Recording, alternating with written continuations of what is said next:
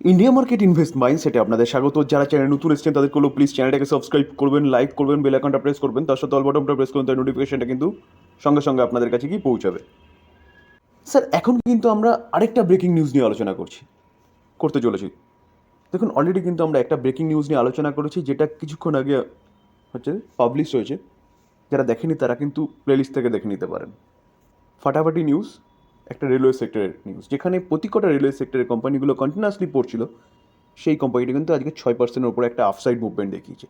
ব্যাপক বড় নিউজ পাওয়া যাচ্ছে। তো এই কোম্পানিটা লং টার্মের জন্য কিন্তু একটা ভালো ইনভেস্টমেন্ট হতে পারে। তো এখন যে ব্রেকিং নিউজ নিয়ে আলোচনা করছি সেইটা হচ্ছে একটা PSU company, government base company, যে কোম্পানিটার মালিক হচ্ছে প্রেসিডেন্ট অফ ইন্ডিয়া। সেই একটা কোম্পানি একসাথে রেজাল্ট, স্প্লিট, বোনাস এবং বাইব্যাক, এই তিনটে জিনিস কিন্তু ডিক্লেয়ার করতে চলেছে। চলুন ডিটেলসে দেখে নিই কোন কোম্পানি কী কাজ করে, এতদিন ধরে কীরকমভাবে কোম্পানিটা পারফরমেন্স দেখিয়েছে, সব নিয়ে আলোচনা করবো। শুধু একটু ধৈর্য সহকারে আপনাদের কিন্তু দেখতে হবে।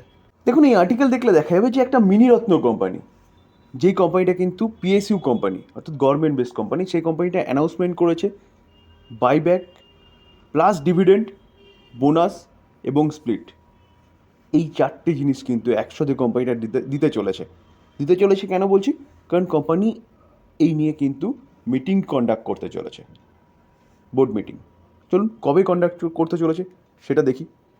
দেখুন, কোম্পানির বোর্ড হচ্ছে মিটিং কন্ডাক্ট করতে চলেছে ফ্রাইডে 28শে মে 2024, অর্থাৎ এই মাসের 28শে মে কিন্তু কোম্পানি কী করতে চলেছে, মিটিং করতে চলেছে। কী কী ব্যাপার নিয়ে, যেটা একটু আগে দেখালাম।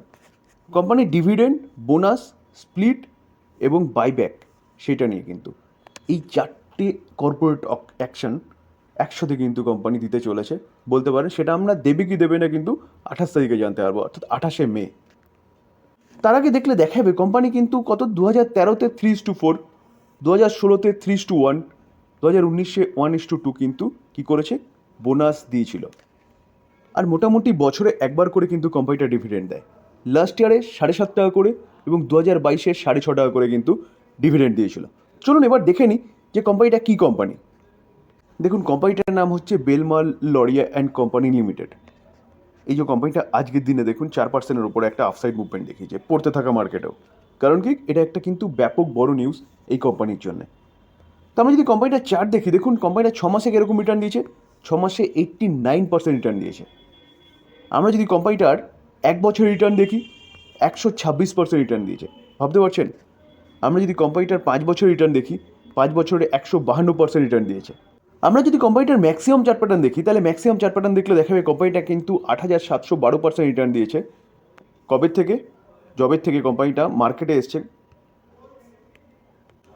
আমরা যদি কোম্পানিটার মার্কেট ক্যাপ দেখি, দেখুন মার্কেট ক্যাপ দেখলে দেখাবে কোম্পানিটা কিন্তু অলমোস্ট 5,000 কারোর হচ্ছে কোম্পানিটার মার্কেট ক্যাপ। অর্থাৎ বলতে পারেন যে কোম্পানিটা হচ্ছে মিড ক্যাপ ক্যাটাগরির কোম্পানি। তো হলো, কোম্পানি ভালো একটা নিউজ ডিক্লেয়ার করেছে, যেখানে কোম্পানি একসাথে 4টে কর্পোরেট অ্যাকশন দিচ্ছে। কোম্পানির চার্ট দেখলাম, কোম্পানির চার্টও ওয়েল অ্যান্ড গুড এবং কোম্পানি ভালো একটা পারফরমেন্স করেছে, ভালো একটা রিটার্ন তার কাস্টমারদের বা তার শেয়ার হোল্ডারদের বানিয়ে দিয়েছে। এবার চলুন দেখে নিই যে কোম্পানি বিজনেস কী করে। কারণ অ্যাট ফার্স্ট কিন্তু বিজনেস বস। কারণ কোনো কোম্পানি যে কর্পোরেট অ্যাকশন দিচ্ছে বলে সেই কোম্পানি বাই করতে হবে, একদম সে কথা কিন্তু আমি কোনোদিনও আপনাদের বলিনি। আমি আপনাদের সবসময় বলি যে যে কোম্পানি আপনি বাই করছেন সেই কোম্পানির আগে বিজনেস দেখবেন, যে কোম্পানি কী বিজনেস করে। চলুন সেটা আগে দেখে নিই। দেখুন কোম্পানিটা কোন কোম্পানি, দেখুন Indian central public sector undertaking, এবং এই কোম্পানিটাকে বলা হচ্ছে কংগ্লোমারেট কোম্পানি। যদি স্যার ওনারশিপ দেখেন, তাহলে দেখলে দেখা যাবে যে এই ওনারশিপটা কার কাছে রয়েছে, ministry of petroleum and natural gas, government of India. তাহলে বুঝতে পারছেন যে কোম্পানিটা পিএসইউ কোম্পানি এবং কোম্পানিটা কিন্তু মিনিরত্ন ট্যাগ পাওয়া কোম্পানি। কোম্পানিটার জন্ম কবে হয়েছে? 1867, অর্থাৎ ব্রিটিশ পিরিয়ডে কিন্তু কোম্পানিটার জন্ম হয়েছে। যে ব্রিটিশ পিরিয়ডে কোম্পানিটার মানে কে তৈরি করেছিল? স্টেফেন জর্জ বেলমার এবং আলেকজান্ডার লরি, যার জন্যে কিন্তু এই কোম্পানিটার নাম এখান থেকেই এসছে, বেলমার লরি। তো দেখুন, আমরা যদি প্যারেন্ট কোম্পানি তো একটু আগে দেখলাম, গভর্নমেন্ট অফ ইন্ডিয়া হচ্ছে এখন ওনারশিপ, সেটাও দেখলাম। তো আমরা কোম্পানির যদি আমরা ইন্ডাস্ট্রি দেখি, কোন কোন ইন্ডাস্ট্রিতে কোম্পানিটার এক্সপোজার রয়েছে: স্টিল, লুব্রিকেন্ট, ট্রাভেল এবং লজিস্টিক।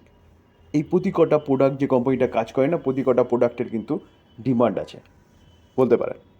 দেখুন, আমরা যদি সার্ভিস দেখি কোম্পানিটা, তাহলে সার্ভিস দেখলে দেখা যাবে কোম্পানির প্যাকেজিং বিজনেস রয়েছে, লুব্রিকেন্ট, কেমিক্যাল সেক্টরে কোম্পানির এক্সপোজার রয়েছে, ট্রাভেল সেগমেন্টে কোম্পানির logistic infrastructure, logistic service, cold chain, refinery, oil field service. তো এই জন্যে কিন্তু এই কোম্পানিটাকে কংগ্লোম্যারেট বলা হচ্ছে, অর্থাৎ কোম্পানি যে বিজনেসটা করছে সেই বিজনেসের দম আছে এবং বিজনেসগুলো কিন্তু ফিউচার ওরিয়েন্টেড বিজনেস। আমরা ইতিমধ্যে কোম্পানিটার মার্কেট ক্যাপ দেখেছি কত, 4,800, অলমোস্ট 5,000। কিন্তু পি রেশিও দেখলে দেখা যাবে পি রেশিও কত আছে, 21.2, একদম ঠিকঠাক পি রয়েছে।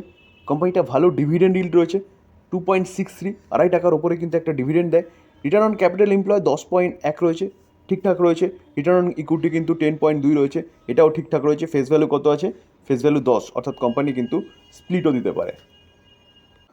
আমরা যদি মার্চ 2021 থেকে দেখি, তাহলে কোম্পানির প্রফিট 115 ছিল, সেটা 134 হচ্ছে, 168, 228, তাহলে প্রফিট কিন্তু কন্টিনিউয়াসলি বাড়ছে। আমরা যদি কোম্পানির রিজার্ভ দেখি, তাহলে 1185 করোড় হচ্ছে কোম্পানির কাছে রিজার্ভ আছে। লং টার্ম বোরিং কিচ্ছু নেই, লং টার্ম বোরিং শূন্য। শর্ট টার্ম বোরিং দেখলে দেখা যাবে শর্ট টার্ম বোরিংও কিন্তু শূন্য রয়েছে। তো কোম্পানির কাছে যদি আমরা ক্যাশ দেখি, তাহলে ক্যাশ কতটা রয়েছে, 447 করোড় মতন কিন্তু ক্যাশও রয়েছে। তো ব্যালেন্স শিট যেটা দেখলাম না, সেটা কিন্তু একদম ঠিকঠাক ব্যালেন্স শিট বলতে পারেন। তো স্যার এই কোম্পানি নিয়ে কিন্তু চিন্তাভাবনা করতে পারেন, কারণ কোম্পানিটা ভালো নিউজ পাওয়া যাচ্ছে। স্যার আবারও বলবো, নিউজ পাওয়া যাচ্ছে মানে যে আমি বলছি মানে এই নয় যে এই কোম্পানিটা বাই করতে হবে। আপনি নিজে কিন্তু অ্যানালাইসিস করবেন, তারপরে গিয়ে কিন্তু এই কোম্পানিটা নিয়ে চিন্তাভাবনা করবেন। আগে কিন্তু দেখতে হবে কোম্পানির বিজনেস, কোম্পানি কী কাজ করেছে, তারপরে কিন্তু কোম্পানিতে বাই করবেন। কারণ দেখুন, বাই করতে কোনো কিছু লাগে না, ডিমেট অ্যাকাউন্টে টাকা আছে, এক বাই বটম টিপলেই বাই হয়ে গেল। কিন্তু হোল্ড করা বা ধরে রাখাটা কিন্তু হচ্ছে মেন ব্যাপার। তো সেই কনফিডেন্স কিন্তু আপনার মধ্যে আসতে হবে। দেখুন, হিন্দুস্তান ইউনিলিভার আজকের দিনে দেখলে দেখা যাবে 5% একটা আফসাইড মুভমেন্ট দেখিয়েছে। তো এই কোম্পানিটা 5% আফসাইড মুভমেন্ট দেখানো মানে কিন্তু বলতে পারেন স্বপ্ন দেখা, কারণ এরকম আফসাইড মুভমেন্ট সাধারণত এই কোম্পানি দেখায় না।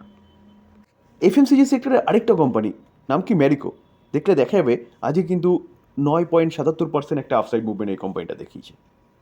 তো এই কোম্পানিটাও কিন্তু এরকম মুভমেন্ট দেখায় না। স্যার ব্রিটানিয়াকে দেখলেও দেখা যাবে কিন্তু আজকের দিনে 2%-এর ওপর একটা আফসাইড মুভমেন্ট দেখিয়েছে। গোদরেজ কনজিউমার, এই কোম্পানিটাকেও দেখলে দেখা যাবে কিন্তু 5.5%-এর ওপর একটা আফসাইড মুভমেন্ট দেখিয়েছে।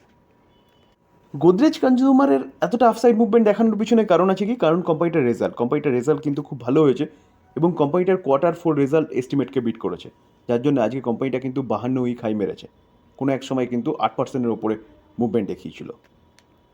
তো এই প্রতিকটা এফএমসিজি সেক্টরের কোম্পানিগুলোর আজকে এতটা মুভমেন্ট দেখানোর পিছনে কারণ কি? যদি কারণ বলেন, চলুন কারণটাকে একটু দেখার চেষ্টা করি বা খোঁজার চেষ্টা করি। বেশ কয়েক কোয়ার্টারে এফএমসিজি সেক্টরের যতগুলো কোম্পানি আছে, সেই কোম্পানিগুলোর কিন্তু রুরাল এরিয়ায় থেকে কোম্পানির যে প্রফিটেবিলিটি সেটা কিন্তু কমে গেছিলো। তো এখন প্রতি কটা কোম্পানির কিন্তু কমেন্ট্রি যে দেখা গেছে, তারা কিন্তু রুরাল এরিয়ায় রিকভারির কথা বলছে। ঠিক আছে, কোথায়, রুরাল ইন্ডিয়া।